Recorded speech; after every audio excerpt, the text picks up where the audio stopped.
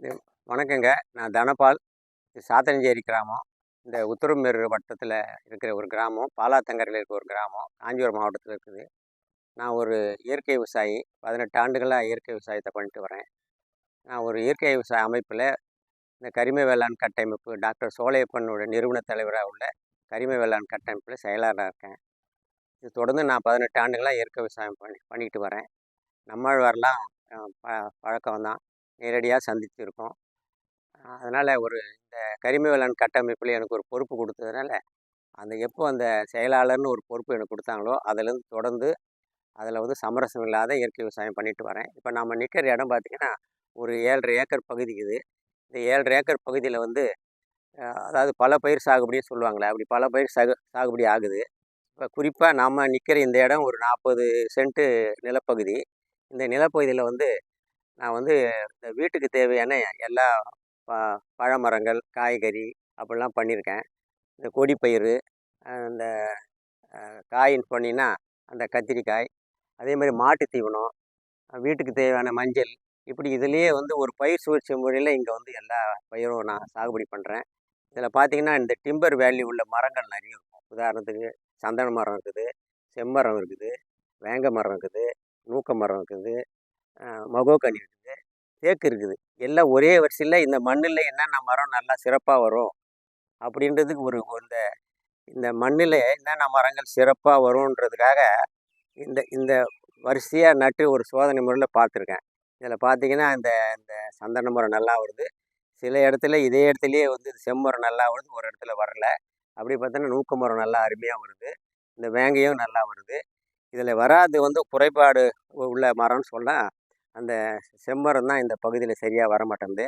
இப்ப இந்த நான் நட்டிருக்கிற ஒரு ஒரு ஒரு 6, 7 வகையறா எல்லாமே நல்லா வருது. காரணம் இன்னொன்னு என்னன்னா, இந்த இந்த மரங்கள் நட்டிருக்க பக்கத்திலேயே நான் ஒரு மக்கு குழி போட்டு வச்சிருக்கேன்.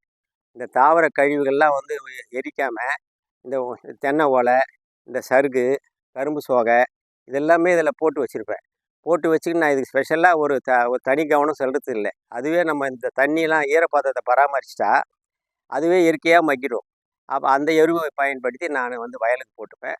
ஆ இந்த இடத்துல பார்த்தீங்கன்னா, நான் எல்லா பழம் இது கூடுதலா வாழை இருக்கும், மா இருக்கும், பலா இருக்கும். இந்த டிம்பர் வேல்யூ உள்ள மரங்கள் இல்லாம, ஆ எல்லாம் இருக்கும். காய்கறி இருக்கும். ஒரு ஒரு பந்தல் கூட போட்டு, அத கொடி காய்கறிகள்லாம் கூட நான் பண்ணியிருக்கிறேன். இப்ப அது காய்ப்பு முடிஞ்சதுனால, அது கீழ நான் கத்திரி செடி போட்டிருக்கேன். ஆமா, ஆ கத்திரி செடி போட்டிருக்கேன். வாங்க. இதில இந்த எருக்குழி பக்கத்துல இருக்கனால எல்லா மரமும் ரொம்ப அருமையா வருது. ஆ இந்த வாழைலாம் ஒரு காய் வாழை தாங்க இது. மொந்தன் பொந்தன் சொல்லுவாங்க. மொந்தன் வாழைன்னு சொல்லுவாங்க. அதுதான் இது. இப்போ இப்போ நம்ம இங்க வர இடம் பார்த்தீங்கன்னா, நான் இந்த போன முறை அந்த ஆடி மாசம் இந்த இதில கொடி பயிர்லாம் போட்டு வச்சிருந்தேன் இந்த பந்தல்ல. இந்த கொடி பயிர்னா, இந்த பாகற்காய் போட்டிருந்தேன், பீர்க்கங்காய் போட்டிருந்தேன், புடலங்காய் போட்டிருந்தேன், சுரக்காய் போட்டிருந்தேன். வீட்டு உபயோகத்துக்கு போக நண்பர்கள், உறவினருக்கு அப்படி வெளியே குடுத்துருவேன். கூடுதலா காய்க்கும்போது, ஒரு பருவத்துக்கு ஏத்த மாரி காய்ப்பு இருக்குன்றது எல்லாருக்கும் தெரியும். கூடுதலா காய்க்கும்போது வெளிய குடுப்பேன், இல்ல நண்பருக்கு குடுப்பேன். அது கம்மியா இருந்ததுன்னா, வீட்டு உபயோகம், நண்பர் உபயோகம்னு அப்படி. இப்ப அது காய்ப்பு முடிஞ்சதுனால, அடுத்தது கீழ நான் அந்த கத்திரி செடி போட்டிருக்கேன். இது கண்டிப்பா வீட்டு உபயோகம் போக வெளியவும் குடுக்குற மாரி வரும். இது எல்லாமே அப்படியே இயற்கையா பண்றது தான் இது. இயற்கை இடுபொருள பயன்படுத்தி சாகுபடி பண்ற பகுதி தான் இது. இங்க இங்க ஏன் நான் குறிப்பா இப்ப எல்லாமே இங்க பாருங்க பலாமரம் இருக்கும், மாமரம் இருக்கும், வாழை மரம் இருக்கும். அது இல்லாம அந்த சப்போட்டா மரம் இருக்கும். வீட்டுக்கு தேவையான பழங்கள் இருக்கணும். அப்படின்றது இப்ப நம்மாழ்வார் கூட சொல்லுவாரு. ஒரு வீட்டுக்கு தேவையான எல்லா பழமரங்களும் ஒரே இடத்துல இருக்கணும் ஐயான்னு சொல்லுவாங்க. அந்த வகையில இந்த இந்த இந்த இந்த பப்பாளி மரம் கூட இருக்குது இங்க. அந்த இங்க இருக்கு. அது மாரி இது அதே போல மாட்டு தீவனம். இந்த இடத்துல மாடு இருக்குது வீட்ல. அந்த மாட்டுக்கு உண்டான தீவனம் அந்த கோ 4, கோ 5ன்னு சொல்லுவாங்கல்ல. அந்த தீவனமும் இருக்குது. இது எதுக்கு சொல்றேன்னா, இந்த ஒரு 40லயே பல பயிர் இந்த 40 சென்ட்ல பல பயிர் இருக்குது இங்க. அது இல்லாம இந்த இந்த இந்த அந்த சருகு கொட்டுறதெல்லாம் எதுவுமே அந்த அந்த அந்த மக்கு குழின்னு பாருங்க, அதில போட்டு மக்க வைப்பேன். இல்லைன்னா மரத்தடியிலேயே அந்த வேர் பகுதி எந்த இடத்துக்கு போதோ, கொஞ்சம் அகலமா அந்த இடத்துலயே மல்ச்சி பண்ணி விட்டுருவேன். இப்ப பார்த்தீங்கன்னா, இந்த ஒரு கொய்யா மரம் இருக்குது. இந்த கொய்யா மரத்து அடியில பாருங்க, இந்த இந்த வீழ சருகு, இந்த இந்த தேக்கு மரத்தினுடைய சருகு எல்லா இலையும் வந்து அங்கேயே வந்து ஒரு மூடாக்கா பண்ணி வச்சுருக்கேன். இப்போ இவர் கூட சொல்லுவாங்க, மண்ணியல் அறிஞர், சுற்றுச்சூழல் அறிஞர் டாக்டர் சுல்தான் இஸ்மாயில் சார் கூட சொல்லுவாங்க, எல்லாரும் வந்து வேர் அந்த மரத்து அடியிலேயே போடுறீங்களே அது தப்பு. இந்த கிளைங்கள் எவ்வளோ விரியுதோ அங்கே தான் வேர் பகுதி இருக்கும். அதனால் அந்த அந்த பகுதியில் வந்து நீங்கள் வந்து மல்ச்சிங் பண்ணுங்கன்னு சொல்லுவாங்க. அது இந்த வேலை செய்கிறவங்க நம்ம அதை சொன்னால் கூட அதை முறையாக கடைப்பிடிக்கிறதில்ல. அந்த வகையில் கொஞ்சம் வெளியே போட்டிருக்காங்க. இதை மாதிரி வந்து எதையுமே எரிக்காமல் நம்ம இயற்கையாக இது மக்கி நாளடைவில் இது ஏற்கனவே ஒரு முறை நான் வந்து இது கூட இங்கே போடுறேன். அதாவது இந்த வெட்டி வேர் கூட போடுவேன். வெட்டி வேருனுடைய அந்த நுனிப்பகுதி வேர் பகுதி எடுத்துன பிறகு இந்த நுனிப்பகுதியெல்லாம் இதை சுற்றி நிறைய இருந்தது. சுற்றி மக்க வச்சு நல்ல மண் பொலன்னு ஆயிடுச்சு. முதல்ல இந்த இந்த இந்த இந்த இந்த கொய்யா பழம் வந்து கொஞ்சம் சுவை கம்மியாக இருந்தது. இப்போ சுவை நல்லா கூடி வருது. காரணம் வந்து இந்த அந்த அங்கக இடுபொருட்கள் நிறைய போகிறதுனால, அந்த கரிம சத்து கூடுறதுனால இது வந்து சுவையும் கூடி வருது. அது இல்லாமல் இது பாருங்கள், இது இந்த சக்கரவள்ளி கிழங்குன்னுவாங்க. சக்கரவள்ளி கிழங்கு அங்கே போட்டு வச்சுருக்கேன்.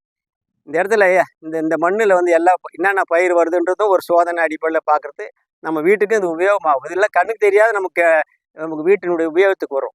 இதுக்குன்னு தனி கவனம்ன்றது ஒன்றும் இல்லை. இந்த நம்ம களைங்களை மட்டும் கட்டுப்படுத்தின்னு அதுக்கு உண்டான அந்த நீர்ப்பாசனம் பண்ணிட்டா போதும்.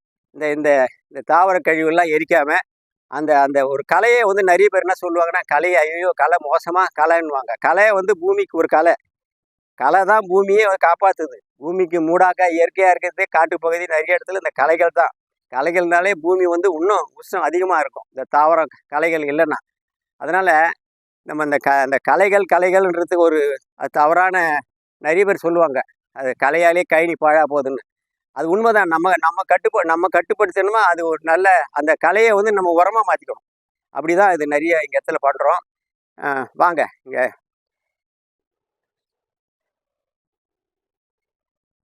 இங்கே வந்து நான் ஏற்கனவே குறிப்பிட்டது போல் இந்த வாழை இருக்குது, மா இருக்குது, பலா இருக்குது, சப்போட்டா இருக்குது. அது இல்லாமல் இந்த இது சொல்லுவாங்க பாரு, மாதுளை இருக்குது. இப்படி எல்லா பழமரங்களும் இருக்குது. டிம்பர் வேல்யூ உள்ள மரங்களும் இருக்குது.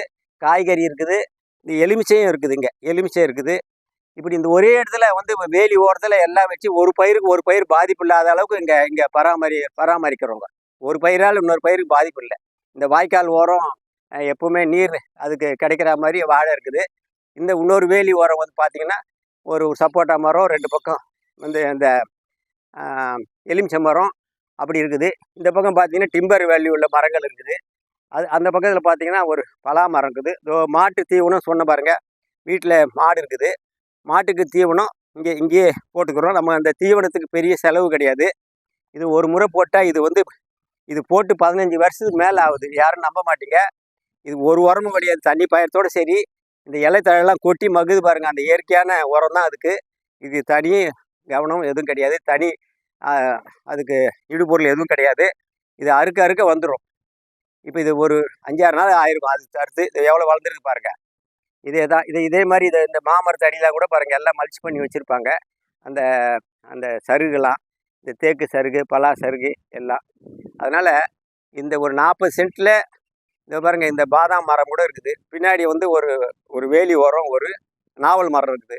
அதாவது ஒரு பயிருக்கு பாதிப்பு இல்லாத அளவுக்கு வேலி சுற்றி இந்த மாதிரி டிம்பர் வள்ளிய மரங்கள், பழமரங்கள், மாட்டுக்கு வந்து அந்த தீவன பயிர், வீட்டுக்கு வந்து காய்கறி அப்படின்னு அனைத்தும் வந்து இந்த சூப்பர் மார்க்கெட் சொல்லுவாங்களே, ஆல் அண்டர் ஒன் ரூப்னு, அந்த மாதிரி ஒரே இடத்துல ஒரு சோதனை முறையிலன்னு சொல்லலாம்.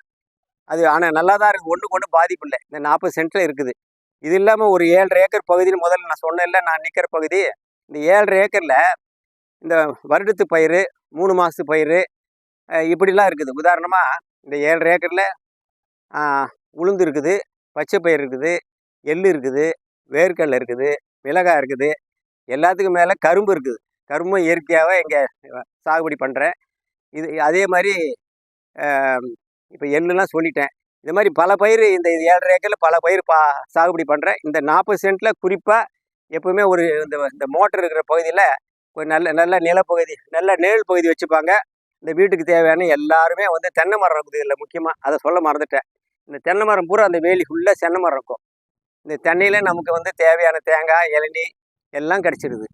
அதனால் இது வந்து நம்ம வந்து ஒரு இதில் சிறப்பு கவனம்னு ஒன்றும் தேவையில்லை. இது சாதாரணமாக எல்லா பயிரும் போட்டாலே நல்லா வந்துடும்.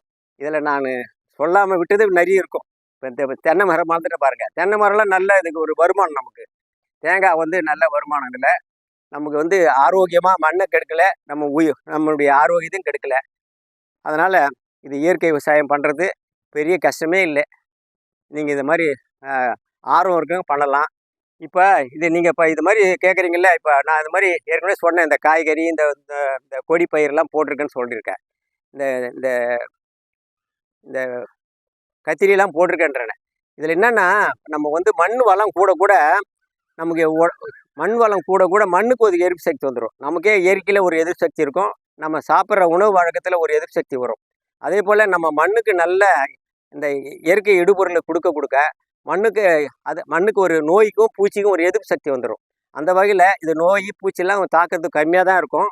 இருந்தாலும் வந்து நான் வந்து அதை சிஸ்டமேட்டிக்காக இப்போ இந்த பூச்சி தாக்குதா, இந்த இலை பூச்சி தாக்கும், தண்டு பூச்சி தாக்கும். அப்போ என்ன பண்ணோன்னு அந்த வேப்ப எண்ணெய் மருந்துன்னு இருக்குது. வேப்பங்கொட்டை வேப்ப எண்ணெய் அதை ஸ்ப்ரே பண்ணிவிடுவேன். அது இல்லாமல் 3G கரைசல்னு ஒன்று இருக்குது. இந்த வேர்க்கடை இந்த கத்திரிக்கெல்லாம் முக்கியமாக அந்த இந்த அந்த இந்த தண்டு புழு நிறைய வரும், காய் புழு நிறைய வரும். அதுக்கு வந்து இந்த இந்த வேப்ப எண்ணெய் கேட்கும். அடுத்தது மாற்றி இந்த 3G கரைசல்னு சொல்லுவாங்க இல்லைங்களா, அதாவது வந்து அந்த அந்த இஞ்சி பூண்டு பச்சை மிளகாய் கரைசல், அதை ஒரு மாற்றி ஸ்ப்ரே பண்ணுவோம். அது இல்லாமல் இந்த பூலாம் நல்லா தங்கிறதுக்கு, பூ எடுக்கிற காலத்தில் நல்லா தங்கிறதுக்கு இந்த புளிச்ச மோர், இந்த தேங்காய் பால் அப்படி ஒரு ஸ்ப்ரே மாற்றி. இப்போ அண்மையில் வந்து என்னன்னா, இப்போ நான் கேள்விப்பட்டு இந்த பொதுவாக அந்த புழுக்களுக்கு பொதுவாக அந்த போறதுக்கு நெல்லு கூட இந்த வருஷம் இந்த கிளைமேட்டு மாற்றத்தினால நிறைய வந்து இந்த தண்டு புழுலாம் நிறைய வந்தது.